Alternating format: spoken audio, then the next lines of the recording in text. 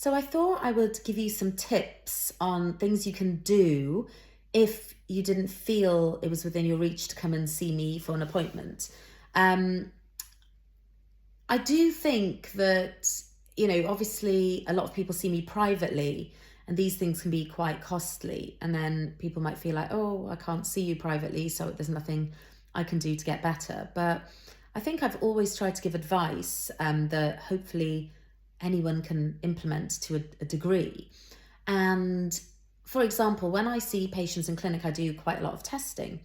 And sometimes that testing is maybe out of someone's budget. But you can, of course, ask your GP if they can do some testing for you and see if that's possible.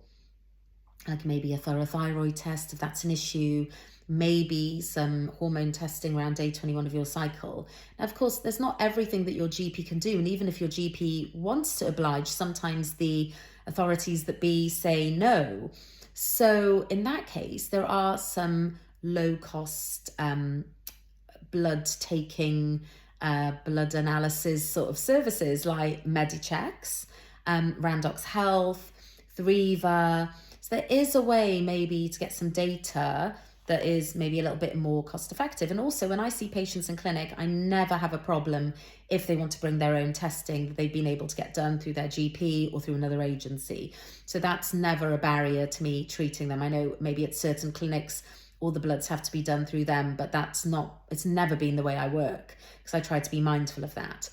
Other things that a person can do is like cycle tracking. If you're having a cycle, keeping a diary, there's loads of free apps to try and get a bit of a pattern of what's going on for you. So I think that's really very useful as well. And, often we talk about nutrition and eating well and organic and cutting out processed foods and things like that. Well, I would just say eat the best you can within your budget. And, everyone's budget is different. But I would say, obviously a lot of fruit and veg can be quite expensive, but frozen fruit and veg is a lot cheaper. Sometimes high quality meat can be more expensive. Well, again, sometimes frozen brands could be a good alternative. So I'd always say to just do the best you can with what you have, really. And there are so many things that are good for your health that you can do for free, like going for a walk.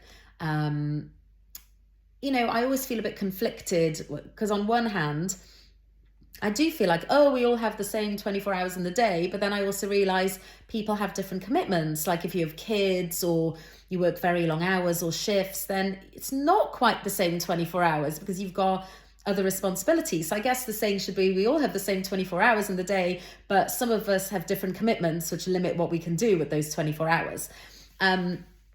But, I always say I'm a big fan of the no extra time, net time. So what can you do? Like I always think like when I'm driving in my car, I can either do nothing and be in silence, which can actually be quite beneficial actually, to have a bit of reflection time. I can listen to some music, which could be good. I could have a little sing along and, feel happy about listening to good tunes. Or I could listen to a podcast and educate myself, or I could be on the phone and do a work call. So this is no extra time and I can just choose what I want to do and it's a benefit to me. So this is kind of how I like to look at the way we can manage certain things in our life. And I hope that that's helpful to you.